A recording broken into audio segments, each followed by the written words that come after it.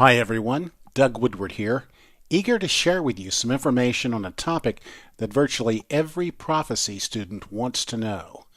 What is Babylon? Where is Babylon? We will dig into that in this video. As you'll see, we will tackle this from the general to the specific. In other words, we will take a 30,000-foot view and then drill down into more detail. Here we go. The question to ponder as we walk through this discussion: if Babylon is to be rebuilt, how long will it take for it to become the economic, religious, military, and political capital of the world serving Antichrist? I'll try not to dwell on my credentials, but I do have them. The topic of who is Babylon and where is Babylon has been at the forefront of my work for the past 8 years. I have a master's degree, I've written about 20 books, and I have extensive business experience as a general manager for Oracle and Microsoft. Since 2000, I developed my own business helping young companies with their business and financial strategies. I've been doing that alongside writing, speaking, and researching topics related to Bible prophecy. Some of you already know a bit about me. A few of you know that I have a crazy marketing handle. Yep, Doomsday Doug. Sounds like a professional wrestler. But I don't hit the mat very often, I can assure you. And we shouldn't laugh at atomic weapons, but this one is the friendliest picture I've ever seen of one. Over the past 4 years, I've been consumed in writing about the history and development of the Bible. This spawned 3 books. Rebooting the Bible, a not-so-subtle title, hints that there is a major problem with the Bible we know today. That problem was the result of a rabbinic conspiracy, circa AD 100, when the surviving Pharisees morphed into rabbis. They determined that Christians had made the Greek translation, created in Alexandria, Egypt, around 280 BC, that it had become the Christian Bible. Shockingly, they made changes to the wording in messianic prophecies and to the chronology of Genesis 5 and 11. The first book documents that fact thoroughly. It also strikes us out on an exploration of the genealogies and chronologies of Genesis, from Adam to Abraham. The second book expands the study to add even more proof to the authenticity of the chronology of the Septuagint, and how, when you add back almost 1,400 years to the standard chronology of the King James Bible, and also it's the work of Bishop James Ussher, it has a big impact on how we understand the great stories of Genesis 1 through 11. The book in the middle, A Biography of the Christian Bible, was a necessary study since I incurred so many attacks from the King James only community.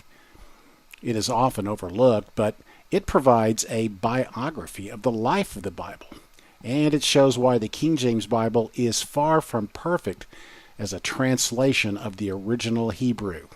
But enough about that. Let's begin to talk about our topic. What I cover in this video is taken from 2 recent books, my most recent books, addressing the who, what, when, and where of Babylon. There is an emphasis on the theory I hold that America is in the Bible, and in fact is a major player in the last days. We will cover that today as we walk through the rest of the material. First off, the foundational issue that we must understand before we proceed is that despite the predictions of a monstrous fall and destruction of Babylon, this catastrophe has never happened. The destruction of Babylon, according to most eschatology scholars, is a future event. It indeed has not happened. It is part of the coming day of the Lord, which I believe is an extended period, perhaps lasting 20 years, like the time of Jacob's trouble, although most experts believe it is either a 10-year or 7-year period. When it occurs, it will be accompanied by great signs in the sky. The whole world will feel the impact. The city of Babylon's destruction is so complete, not even the bricks of the former city will be used again, suggesting some manner of contamination. But just before this event, the world's Jews, who mostly live in Babylon, will flee it and return to Israel. Ultimately, the Jewish nation will be restored. Guessing the location of Babylon has brought out the imaginations of many scholars to speculate on where it is. Certainly, many discount any location being Babylon. They believe that Babylon is a system or just a symbol of opposition to God. Well, it is that, but isn't it a whole lot more? These cities here are the ones fingered to be the location of Babylon. Why each is picked is a study in its own right, but a quick overview here. Mecca is singled out because of the theory of the Islamic Antichrist, whose center of worship is there. Jerusalem is identified mostly because of a statement in Revelation that calls Jerusalem Egypt and Sodom, the city where our Lord was crucified. These are, of course, other cities that have opposed the Lord God. Rome is the most common location selected. This began with Hal Lindsey in 1970, but it's carried on today by great teachers, among whom we can identify Bill Salus and others who are aligned with dispensationalism, Dallas Seminary, and Moody College. There are a number of scholars we will mention later that believe Babylon will be rebuilt, the old city on the Euphrates. And lastly, there is my position. Babylon is actually comprised of 3 different entities, and America is a major player in 2 of these. New York City is an icon of America, and it always seems to be the focal point for attacks. Think 9/11. But is America Babylon? We'll discuss that here. Who believe ancient Babylon will be rebuilt, and those who believe rebuilding Babylon is an unnecessary literalism that misdirects us from the Babylon of the last days. Let's read the names. Scholars that assert it would be the late Chuck Missler, Joel Rosenberg, Mark Hitchcock, Arnold Fruchtenbaum, and Andy Woods. Then the scholars question it: Lindsey, Salus, Gary Stearman, Joel Richardson, Frank Logsdon, Noah Hutchings, J.R. Church, R.A. Coombs, Stanley Monteith, and myself. Indeed, one of the most important teachers today regarding the building back better of Babylon is pastor, author, and noted speaker Mark Hitchcock, a fellow Okie, who states, "These references, Revelation 17 through 18, to the Euphrates, point to the fact that something important and evil is occurring there. The rebuilt city of Babylon on the Euphrates, functioning as a great commercial and political center for Antichrist, is a good explanation for this emphasis on the Euphrates River in Revelation." Hitchcock notes also that the mention of Babylon brings with it the idolatry of the first of 4 great empires. All false religions originate in Babylon, and that is a common point of view. By the way, that stunning blue gate is the Ishtar Gate, which was at the entrance to ancient Babylon. Ishtar, you might recall, is the Queen of Heaven. We know her amidst the Roman gods as Venus.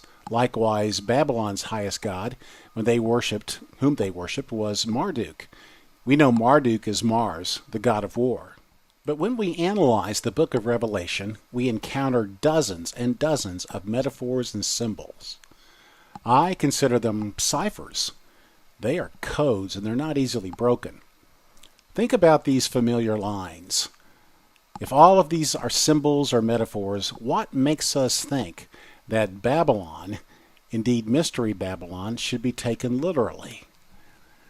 The waters as peoples, multitudes, nations, and languages in Revelation 17:15. Revelation 17:9 through 10. The 7 heads are 7 hills on which the woman sits. They are also 7 kings. Revelation 17:3. The angels carried me away in the spirit into a wilderness. And then Revelation 17:9 through 10. The woman is the great city that rules over the kings of the earth. In fact, if you notice 3 or 4 of these symbols, John, the author of Revelation, gives us the interpretation or meaning of this symbol. And the symbols often speak of political matters, not just religious. Who is in control of the world? Who is responsible for what is happening during the last days? One of the more perplexing ciphers is that Babylon is a city on 7 hills. Hal Lindsey once asked the Lord to show him what city Babylon was. He saw a travel poster at that moment, and the travel poster was for Rome. And he believed that the Lord communicated to him the answer in this serendipitous, if not providential way. And while Rome was well known in the ancient world as the city of seven hills, today there is no shortage of cities that boast of the same claim. These are just a few of the most important, along with a few not that politically significant. But isn't it interesting which cities are built on seven hills? Washington, Moscow, Mecca, Brussels, and Istanbul. All of these cities may well play an important role in the last days. Now, which city isn't built on seven hills? Babylon. Babylon was built on a plain. Now, it was surrounded by many waters. In its case, these waters were rivers and canals built thousands of years before. If memory serves, it was Sargon II who first carved up the landscape to create a lush area to support a population.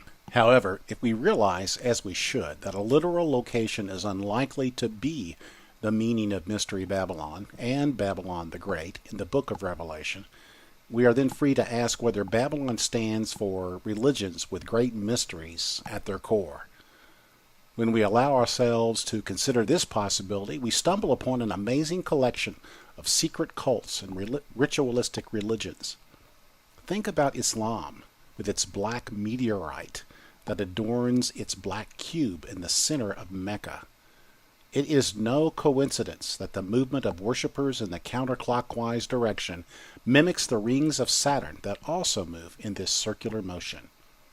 Islam is a worship of the perfect sun, the black sun, which is also the occult reference to Saturn.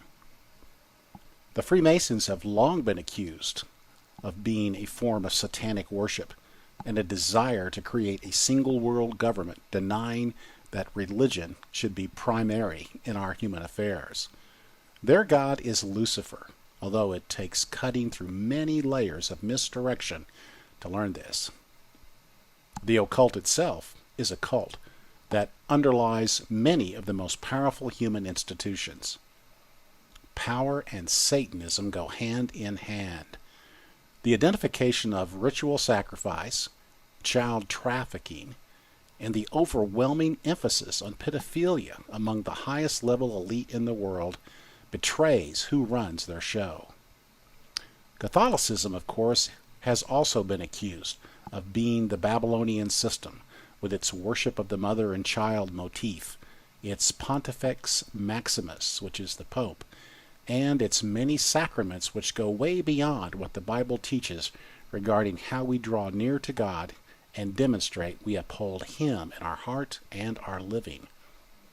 This was Alexander Hislop's 19th century teaching on the two Babylons, which has been proven fallacious in the 20th century. But isn't it at least partially true that Babylon likely represents a major aspect of what is meant by Mystery Babylon? Not to get too far off track, but the cult of the Black Cube and the worship of Saturn as the perfect sun of the Golden Age has been around for centuries.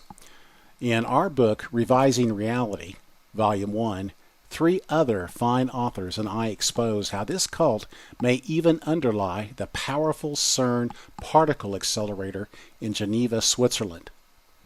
An interesting side note, Arthur C. Clarke's symmetrical black monolith in 2001, A Space Odyssey, in his book by the same title, didn't point to Jupiter, as in the movie. It pointed to Saturn. Coincidence? Go figure. This leads us to ask the question if there are indeed more than one Babylon in the Bible's eschatology. We know that Babylon has been the capital of Nebuchadnezzar's empire, Alexander the Great's empire, and may even have been founded on the spot of the original Tower of Babel. I have even speculated, and it is only speculation, that the Tower of Babel sat on the site of the world's first city, built by Cain, the son of Adam and Eve. Indeed, I readily admit that there are many Babylons talked about in the Bible, but when we come to Revelation 17 and 18, Are both of these Babylons one Babylon? And are they literally Babylon on the Euphrates? Well, I believe the door opens to more than one Babylon in the end times when we turn to the question of who is the, quote, daughter of Babylon, end quote, spoken of in 6 different biblical passages, but primarily in Jeremiah 50 through 51. We will drill into those passages momentarily, but for now, the point is that you can't squeeze all the attributes of the daughter of Babylon into the Babylons of Revelation 17 and 18. There are dozens of attributes that just don't fit. A quick recap of the primary arguments for the identification of who Babylon is among today's leading prophecy scholars. Well, we have Bill Salus, his book, The Next Prophecies. We have the late, great Dave Hunt and his incredible book, A Woman Rides the Beast. And lastly, we have Joel Richardson, who is the primary founder and spokesperson for the Islamic Antichrist theory. Here we see the 3 most common interpretations of Babylon. The revived Roman Empire, so said Hal Lindsey, and that theory still abounds. Dave Hunt's view that Catholicism, with its history of massacres of hundreds of thousands of Protestants through wars and the Inquisition, remember that the current pope is a Jesuit, and the Jesuits were serving as the warrior arm of the Catholic Church, whose mission was to destroy Protestants. And finally, Joel Richardson, whose emphasis on Islam with the central location in Saudi Arabia as the man of sin's capital has captured and almost a majority of those who follow Bible prophecy. Now, just a quick historical note, the Islamic Antichrist theory appeared about the same time as the dissolution of the Soviet Union and the fall of its empire. Russia was seen then as the likely fulfillment of Gog from Magog. With Russia in tatters, who was to fulfill the role of Gog? An Antichrist who led an apocalyptic and fanatical Islamic army. Of course, there are many limitations on an Islamic Antichrist which we won't go into. Suffice it to say, there are strong reasons to doubt that it is the perfect fulfillment of Bible prophecy for the last days. And then there is me, something of a voice crying in the wilderness that America has pushed itself into a leading role as the most powerful nation in the world, economically, politically, and militarily. As you can see, yours truly has been somewhat on the warpath, attempting to argue that America is indeed in the Bible. It fulfills the role of the daughter of Babylon and has played a part in Mystery Babylon. Thank you, Freemasonry and the occult. And Babylon the Great as an economic system that has enslaved the world to American fiscal hegemony. But am I alone in this contention? Not hardly. Here you see that I have had plenty of company. I am blessed to have known many that have gone on before us, with the exception of R.A. Coombs and Pastor Frank Logsdon, John Price, Patrick Heron, J.R. Church, Dr. Stanley Monteith, and Noah Hutchings. It's good company. As others have pointed out, including authors Tom Horn and Steve Quayle, there is a great deal of evidence that America was planned from the beginning to be the new Babylon or the new Atlantis that would usher the world into a time free from dogmatic religion, monarchy, and let reason reign, along with a mysterious understanding of Lucifer as the source of freedom and enlightenment. This is well documented in the books of Manly P. Halls, particularly The Secret Destiny of America. The founders of America were almost all Freemasons. It has had a hold on power in our country ever since. And isn't it interesting that Libertas, who adorns the Capitol building and the Statue of Liberty in New York Harbor, celebrate the Queen of Heaven as an icon of America's underlying religion? But New York has many more symbols of Babylon, and especially the daughter of Babylon. Besides Lady Liberty, there is Wall Street, which, along with the City of London, controls the economies of the world. Wall Street, working in concert with the Department of State and Central Intelligence, has, through the auspices of organizations like the World Bank and the International Bank of Settlements, which are American-driven institutions, they have locked up the world into enslavement. It is not coincidental that the reserve currency in the world is the American dollar. And up until recently, all oil purchases had to be denominated in American dollars as well. Well, then how about Fifth Avenue, which is the center of consumerism for the world, with advertising and marketing for some of the most elegant products the world has ever seen? When the captains of commerce weep over the fall of Babylon, Fifth Avenue and Wall Street are the main elements whose destruction caused total anguish over what has become of the systems that made them rich and enslaved the masses. Of course, entertainment in the world is symbolized by Broadway and Times Square. Now, Hollywood is certainly the primary source that shapes the minds of Americans towards immorality, and for that part, much of the world as well. But Times Square, New York, Broadway also play a significant role. And where did the nation stream? Well, to the United Nations in New York City, of course. It is the true world government, attempting to place all nations under its authority, destroying all manner of national sovereignty. Well, and what city holds the most Jews that must flee Babylon? New York City, of course.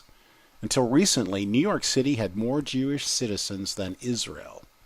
It is the largest Jewish city in the world. So I ask you, what is the logical conclusion? Have I made the case?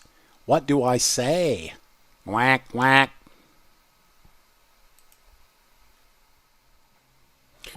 Now, it isn't just Bible prophecy proponents and pundits that talk about the decay and demise of America. There are important secular experts that say the same thing. Doomsday is predicted by any number of scholars. I've selected 3 for us to consider in this video. The first is Jared Diamond. Diamond has become a naturalist and anthropologist over the years and become famous for his skill and experience. He has written extensively on topics of great importance. Perhaps no book of his has more relevance than the book Collapse. Diamond has a TED Talk on the subject that you might like to look up to get the details. Here, I would point out just that there are 5 factors that tell us when a society is ready to go belly up. Such things as failure of key allies that provide for the society's food or energy requirements, and unexpected climate change that leads to the destruction of crops and famine. All 5 factors are relevant to the United States. Indeed, Diamond asks the question, lurking behind this romantic mystery is the nagging thought, might such a fate eventually befall our own wealthy society? Will tourists someday stare mystified at the rustling hulks of New York skyscrapers, much as we stare today at the jungle-overgrown ruins of Maya cities? Diamond doesn't predict when this will happen, just that all the seeds have not only been sown into our soil, they are grown into mature plants of massive size and are overtaking all the other necessary conditions, compromising what we need to thrive and ultimately survive. More well known are 2 social and political scientists that also have charted the steps to decline and destruction of a social order. Of course, they focus their efforts on the United States. This book has gained considerable traction with numerous political voices. One voice in particular has been heavily influenced by the fourth turning. Steve Bannon, a noted voice for Donald Trump and hardcore conservative, has been dramatically influenced by the fourth turning. Thus, the book has had a political impact on the United States. So, what are the turnings?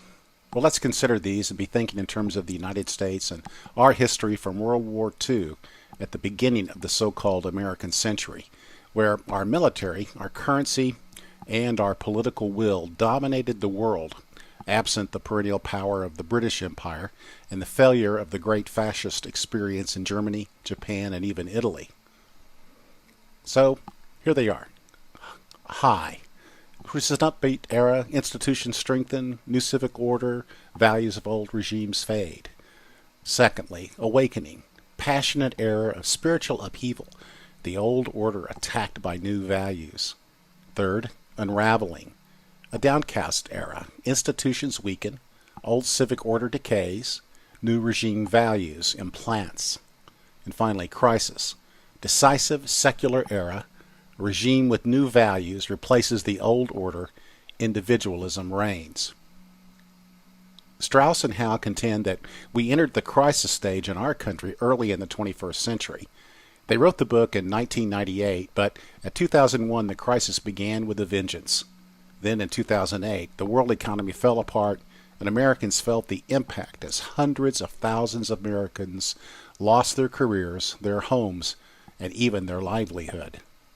Strauss and Howe assert that for America, our turnings are typically very predictable and consistent. The turnings happen every 20 to 25 years. If so, we should expect a major catastrophe no later than 2025. This will cause our society to enter into a tailspin.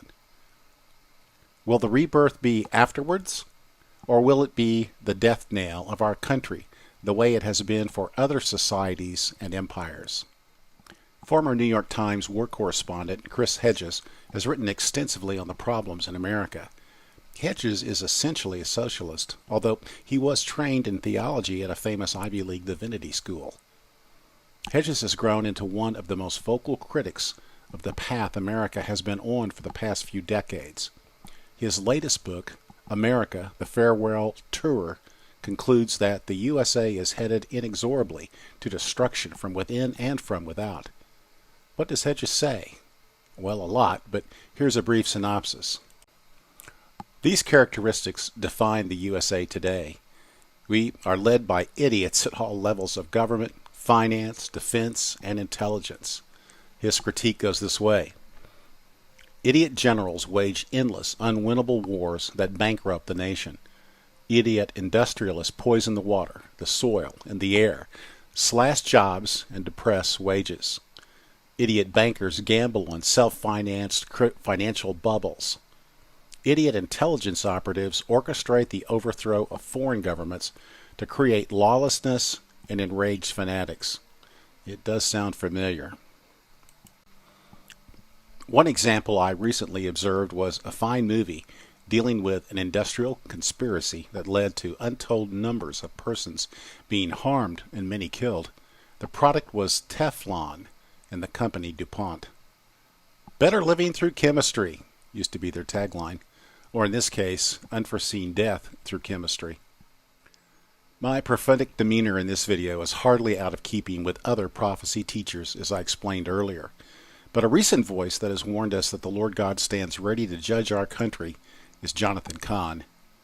His books haven't been without controversy, but there is an amazing correlation between what has happened in ancient Israel, that is, the northern kingdom, circa 722 BC, and where the United States is today after 9/11. There was a strong warning to the kingdom, but Israel continued to ignore the prophets. Within a decade, the Assyrian Empire stormed down on Ephraim in the north, conquered the Hebrew king, and dragged the population away into all the world. Cahn has asked us if we believe we can be on the cusp of a similar fate. The parallels aren't just striking, they are nearly impossible to dismiss. So, the United States, one of the Babylons of the last days, is on the precipice today, looking out upon the abyss.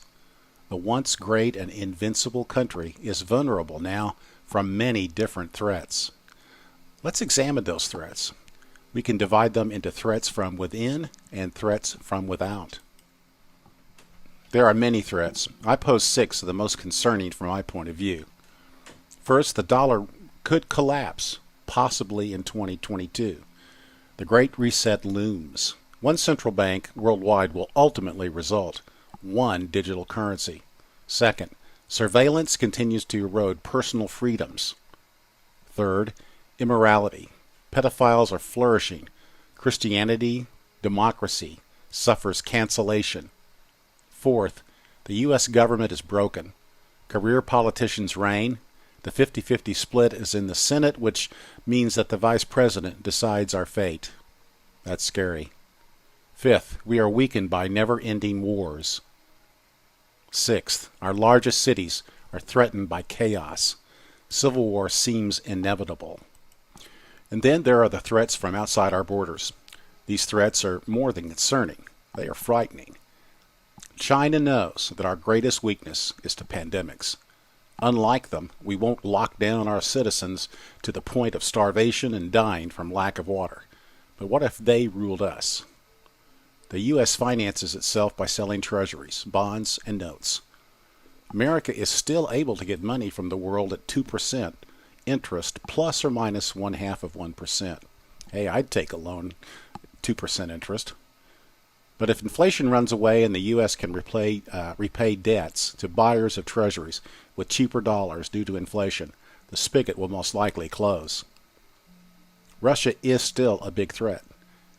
Despite a poor military performance in Ukraine, we need to remember that poking a bear in the eye and pushing him into a corner is not going to end well for either of us. They have superior strategic nuclear weapons, that is, intercontinental ballistic missiles, and may be forced to use them to survive. On the other hand, the free world depends upon the USA to protect it. Our ability to continue to project power globally appears to be diminishing. Our aircraft carriers are vulnerable to hypersonic missiles. We may not be able to protect them, and thus they may not be able to patrol enemy waters and be tasked to launch attacks on Asian nations.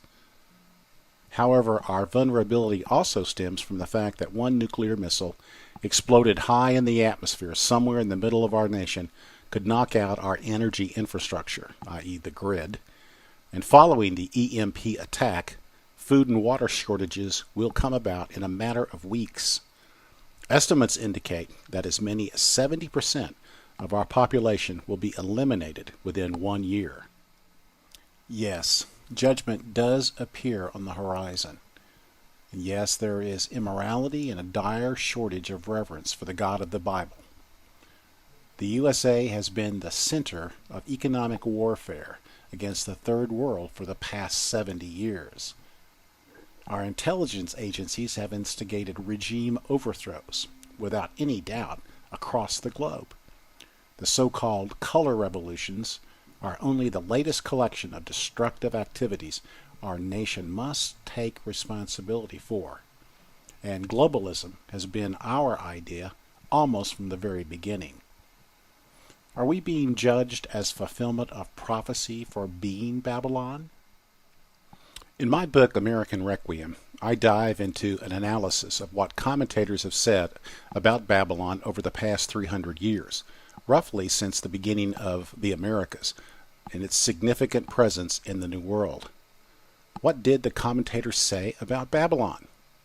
John Gill, Darby, John Wesley, Kelly, and a dozen others argued that Babylon was not a specific location, but represented a world system opposed to God. Babylon wasn't a Middle Eastern city. It was a world city, a symbol of humanity's efforts to build civilization without God at the center. This study led me to conclude, however, that these commentators understood Babylon in terms that were primarily relevant to the times in which they lived, just as Luther and Calvin in the 16th century said that Babylon was Rome and the Antichrist was the Pope. But today's scholars have rightly identified that Babylon consists of a variety of entities, locations, and systems. From my research, I believe we have learned that Babylon will settle into three specific realities in the last days. These are the daughter of Babylon, Mystery Babylon, and Babylon the Great. Now, it may seem strange to contemplate this, but when you realize that the Bible predicts different things for each of these three entities or realities of the last days, distinguishing them as I do, which is something unique to my vision, for better or worse, you can easily discern that there are indeed three Babylons. They are differentiated by recognizing that each is destroyed in a distinctive way. How they are destroyed differs one from another, and who destroys them is distinctive, and when they are destroyed is also not at the same time. In a short synopsis, we can say the following. We are not Mystery Babylon. Our book, The Final Babylon, made the mistake, in my view, that America was all three. Not so. There are many powers in the last days that compose Babylon the Great, the world forces opposing Yahweh. The U.S. is certainly the main character here, but it is not the only one. And it will be dispatched before the final event of the ages, when Jesus Christ appears in the heavens to judge the nations. In fact, as I've said earlier, the USA comprises exclusively an entity prophesied in the book of Jeremiah and in several other books. We are the daughter of Babylon. The attributes of the daughter of Babylon are not attributes held in common for all three Babylons. They are unique, identifying factors, as we will see. Consider this list of attributes from Jeremiah chapters 50 and 51. Quote, "We are the hindermost of nations, last in a series." Jeremiah 50:12. "The hammer of the whole earth." Jeremiah 50:23. "The richest nation in the world." Jeremiah 50:12, 37, 51:13. "We are a mingled people." Jeremiah 50:37. "We are a nation living on many waters." Jeremiah 51:13. "And the nations flow unto him, they flow unto us, they stream unto us." Jeremiah 51:44. "We were once a golden cup in the Lord's hands." Jeremiah 51:7. "The people of God flee Babylon." Jeremiah 50, verse 8, 28, and 51:6. And finally, it betrays the people of God. Jeremiah 51:49. And one of the eeriest attributes of the daughter of Babylon is celebrated, well, predicted perhaps, on a column on the occult cathedral in New York City, the Cathedral St. John the Divine.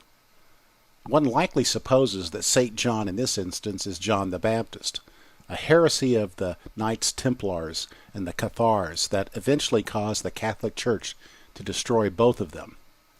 The only survivor was the Scottish Rite of Freemasonry, which has played such an important part in providing the doctrine and mission statement for the New World, and even more specifically, the role of America. The waves will destroy New York. Could this be the result of a giant asteroid impact discussed by Tom Horn in his recent books? It's hard to miss the meaning of the picture carved on this column. The Twin Towers and the notable buildings of New York City are rocking and ready to be consumed by the roaring waters of the sea. Leviathan wins this future battle. So here is how I define the three Babylons. First, Mystery Babylon is represented as a religion as well that is drunk with the blood of the saints. The Antichrist and his alliance of 10 kings obliterate it. Second, Babylon the Great is the world system. Global presence, but converges in Israel. The King of Kings destroys it by the breath of his mouth. Afterward it lies desolate, and its cities, armies, and kings are dead. Finally, the daughter of Babylon is addressed more as a land than a city. An alliance of nations from the north destroys it through war, making its land desolate. If the USA is the daughter of Babylon, well, does the Bible discuss her in any other location than Jeremiah 50 and 51? Of course. Psalm 137:8 says, "The daughter of Babylon, who art to be destroyed, happy shall he be that rewardeth thee as thou hast served us." Isaiah 47:1, "Come down and sit in the dust, O virgin daughter of Babylon. Sit on the ground, there is no throne, O daughter of the Chaldeans, for thou shalt no more be called tender and delicate." Isaiah 47:5, "Sit in silence, go into darkness, daughter of the Babylonians. No more will you be called the queen of the kingdoms. They shall hold the bow and the lance. They are cruel and will not show mercy. Their voice shall roar like the sea, and they shall ride upon horses, every one put in array, like a man to battle, against thee, O daughter of Babylon." From Jeremiah 50, verse 42. From Jeremiah 51:3, "For thus saith the Lord of hosts, the God of Israel, the daughter of Babylon is like a threshing floor. It is time to thresh her. The time of her harvest shall come." And then lastly, Zechariah 2:7. Deliver thyself, O Zion, that dwellest with the daughter of Babylon. In my books, American Requiem and The Next Great War in the Middle East, I lay out this chart illustrating 30 notable prophecy scholars and their points of view regarding when the Battle of Gog from Magog takes place. I highlight this because it is my view that the USA, the daughter of Babylon, is destroyed at the outset of the War of Gog from the land of Magog. And this destruction happens sometime before the final 7 years, which we also know as Daniel's 70th week. The consensus among the 9 scholars and teachers that I highlight is that this period is most likely 7 years from the midpoint of the tribulation, also known as, of course, the Great Tribulation. This would place the War of Gog 10.5 years before the physical return of Jesus Christ. If you are a pre-trib rapture believer, this event, the destruction of the daughter of Babylon, may well be the moment that the rapture takes place. Bob Ulrich once informed me that the late J.R. Church said, quote, "As we are transformed and gather in the clouds, the missiles will nip at our heels." End quote. Well, perhaps that is so. We don't know. But if the daughter of Babylon is destroyed, as I argue, this may be the appointed time. Where would dispensationalists be without their charts? Some joke that the reason there is 30 minutes of silence in heaven, as predicted by John in Revelation, is because we dispensationalists have to update our charts. It always impresses me that the best-selling prophecy book year after year is Clarence Larkin's Book of Charts, The Plan of the Ages. Well, in my chart, I highlight the 3 Babylons, their respective locations, who it is that destroys them, and when their destruction occurs. This graphic helps to emphasize once again that there are strong reasons to propose there are 3 Babylons. One of the great points of debate is when the first 4 seals of Revelation 4 are opened. Classic dispensationalism asserts that the seals are opened at the very outset of the 7 years of tribulation.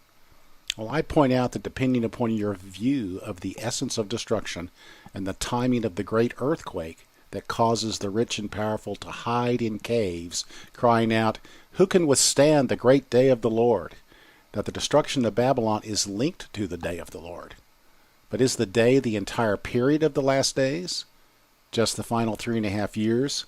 Or the very last day, when Jesus physically appears to make war on his enemies and destroy Babylon the Great by the sword proceeding from his mouth, destroying Babylon by the word of his mouth? This teaching does consist of some serious speculation on my part. I'd like to think that it amounts to educated speculation, and that the scenario I point out for the culmination of this era sets in place the proper timing and occurrence of the great events of which it will consist. But there is always hope. The Lord God knows where his saints are and looks to and fro across the earth for their protection. He knows how to save and preserve us. That's what Peter said. Jeremiah says essentially the same in the book of Lamentations. As the time of Jerusalem's destruction was upon him and his nation, he trusted in God. Jeremiah said, "This I recall to my mind, therefore have I hope. It is of the Lord's mercies that we are not consumed, because his compassions fail not. They are new every morning. Great is thy faithfulness. The Lord is my portion, saith my soul. Therefore will I hope in him. The Lord is good unto them that wait for him, to the soul that seeketh him. It is good that a man should both hope and quietly wait for the salvation of the Lord." That's, of course, from Lamentations 3:21 through 26, and the subject of a great hymn, which is one of my favorites. And so Jesus said that it was not right to speculate on the timing of the Lord's return. In Acts 1, we are told to wait upon his power and then to take the word of the Lord into all of the world.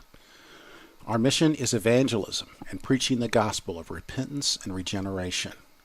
We are to occupy until he comes. Thank you for listening. And here's how you can connect with me.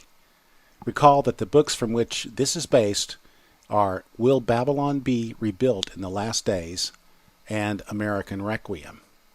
Equally of value here are the books The Next Great War in the Middle East and Is Russia Destined to Nuke the U.S.? These are tough messages, but the Lord loves us and will walk with us as we walk in faith. Amen. Maranatha.